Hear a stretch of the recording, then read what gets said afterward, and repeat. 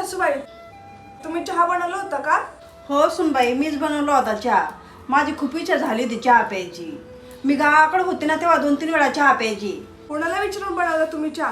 गावाकडे पित असताना 10 वेळा. इथे ते सगळं काही चालणार नाही. हे शहर आहे, इथे सगळ्या वस्तू काय विकत घ्यायला लागतात.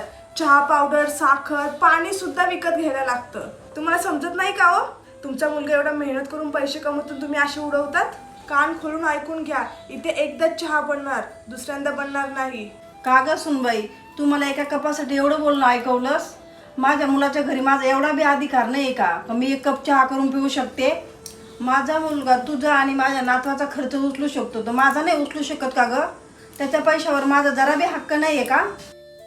येऊ दे माझ्या मुलाला, मी त्याला आल्यावर विचारते. त्याच्या पैशावर माझा जरा बी हक्क नाही आहे का?